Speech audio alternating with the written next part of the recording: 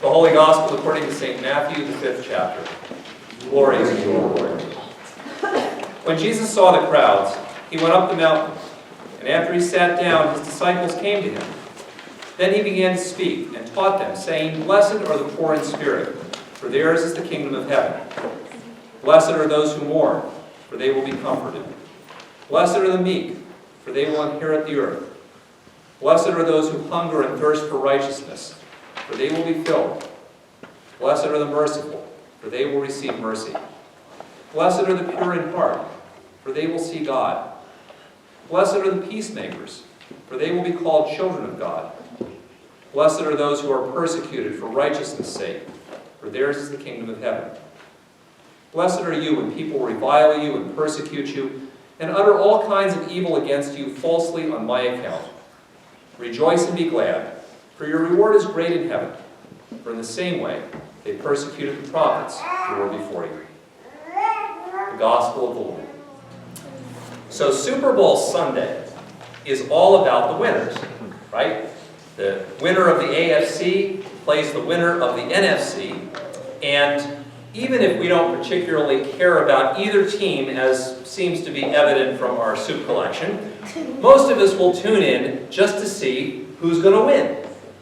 And whoever wins is going to get a big party, lots of celebrity endorsements, a whole mess of Super Bowl rings, and whoever loses, well, they're going to get forgotten pretty quickly. So it is just a little bit ironic that on Super Bowl Sunday, we end up reading the Beatitudes, this series of sayings of Jesus which seem to talk about how blessed you are when you lose, right? Blessed are you who are poor in spirit. Blessed are you who mourn.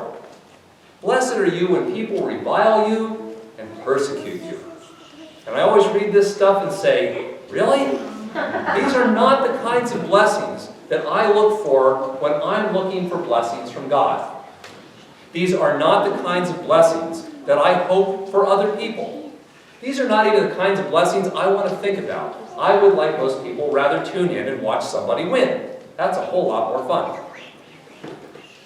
Yet, while we often kind of over-sentimentalize these Beatitudes as kind of pious sayings of Jesus which promise that those poor, oppressed people, who hopefully are not us, will someday be okay in heaven, the Beatitudes are actually not, I don't think, what a lot of people seem to think they are. I don't know about you, but over the years, I have had a lot of people tell me, and some of these are actually professional biblical scholars as well, but a lot of people talk about the Beatitudes, they're relatively well known, and they say, this is what I think they mean.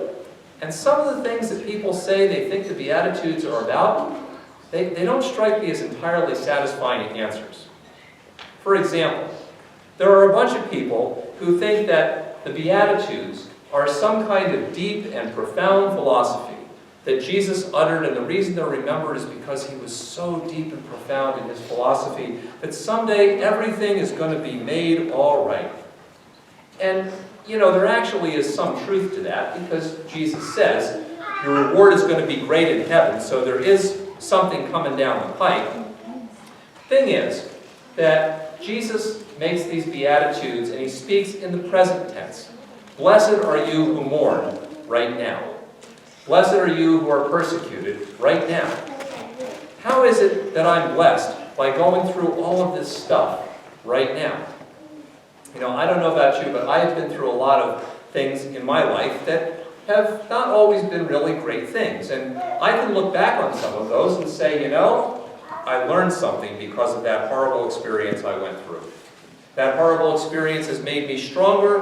That horrible experience has helped me to be able to handle something in the future.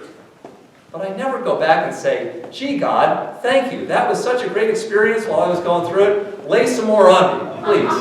I just don't do that. And if that's all the Beatitudes are about, then they kind of ring hollow in the same way that it rings hollow when people say to you, oh, you know, this horrible thing you're going through, somehow this is all part of God's plan. There is some deep purpose for this. You just don't know it yet. And frankly, that's not really true a lot of the time. And it seems hollow, and I don't think that's what the Beatitudes are.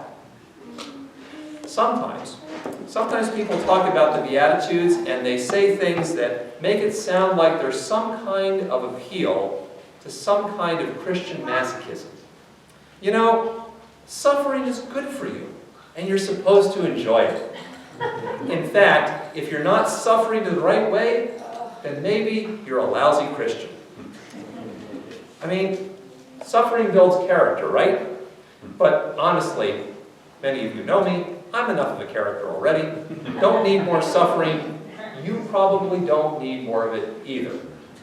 And if the Beatitudes were simply about smiling while you endure suffering and saying, oh, this is okay, this is good, this is beautiful, then there's nothing more about the Beatitudes that's not already in all the positive thinking stuff that's out there that wants to tell you that everything is just fine, just smile and grin and bear it. That's not deep or profound, and it's not what I think the Beatitudes are about. And then there are some people who have said, well, you know what, the Beatitudes just prove that Karl Marx was right. Religion is the opiate of the people. Religion is about telling people, just ignore what's going on around you. It's all going to be fine in heaven. And you know, some of the rich and powerful people, they use that to keep the oppressed poor people down and say, you know, suffer now because that's how you're going to get into heaven and everything's going to be great, and it allows us to continue to abuse you. And that's a cynical misinterpretation, but whatever you think about Karl Marx, that is certainly not what Jesus meant. That's certainly not why he uttered these words. So, what are these words all about? Why did Jesus utter them? And more importantly, why did the Christian community remember them and write them down, even at the beginning of a long sermon that Jesus has? See, for me, at least, I think that the key to understanding the Beatitudes is that you have to look at them through the perspective of Jesus' resurrection. You have to look at them as sayings that were written, or the sayings that were said by the one who actually died and rose again. And I think that probably the first time that Jesus said these words, the people that heard them looked at them and heard them and said, what the heck does that mean? Why would I want to do that? Why am I blessed? And it didn't make any sense until Jesus rose from the dead and they looked back and listened to these words again through that perspective. Because from the perspective of the resurrection, God wins. Jesus actually rises from the dead. And these words end up being spoken by the one who actually endured all of this suffering he speaks about, all of the persecution, all of the hardship, even dies, but then rises again from the dead. And so they read these words and they said, you know what? Reward in heaven. That's not just a pious wish. That's not just a hope that maybe someday something will actually happen that's good for us in the midst of all this suffering. They saw these words as not the words of simply a pious philosopher who said, oh, in my hopeful, optimistic state, I hope somehow God is going to make everything okay for us, and then gets chewed up by the system and dies and he's gone. If they were the words of that person really is just a hopeful person who utters crazy ideas. But if they're actually uttered by the person who suffers this and rises again from the dead, then the reward that's great in heaven is not just a wish. It's an actual experienced reality. It happened to people in their actual lives because in Jesus' rising, they started to experience, even now, the kingdom of heaven. It wasn't just for someday in the end. It was something that Jesus was making present for them right there and then. And they could start to see that reward is great in heaven. It wasn't just about then. It's about making it present here and now. And they read those words, and when they did, they remembered the resurrection. And I think that's one of the reasons the early Christians remembered these words. That's why we should remember them too.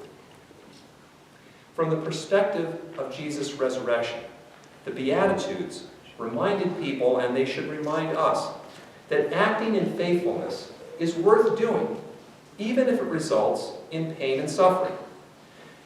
And it's worth doing because it means that we're participating in something that lasts and has meaning and purpose in our lives. Because the disciples, the first Christians, they experienced Jesus doing all of these things that made God's presence known in their lives. He acted in righteousness and faithfulness. He brought about peace and showed mercy. And it's one thing to say, well, I'm going to do all those things, and then I'm going to die, and who knows if it'll continue or not. But in Jesus' resurrection, people came to know that these things were not going to be killed off by any amount of persecution, evil, or even death. These things were going to continue.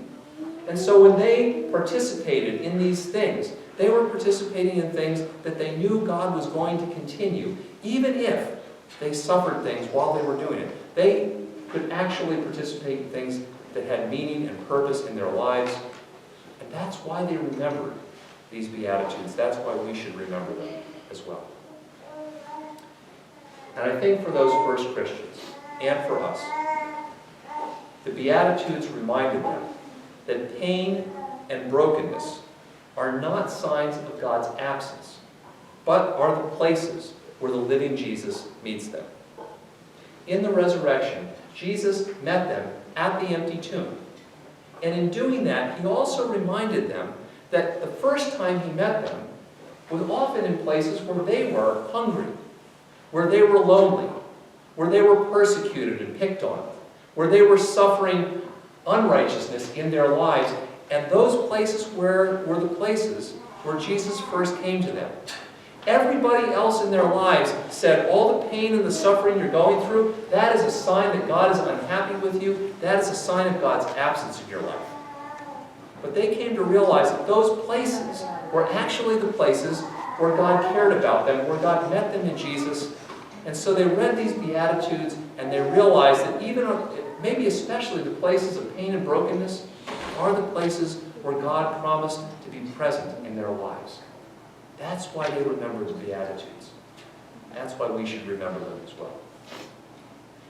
So I think, actually, when these Beatitudes were first written down, they were written down and remembered because the first Christians kind of heard them like this. They read them like this, and we should as well.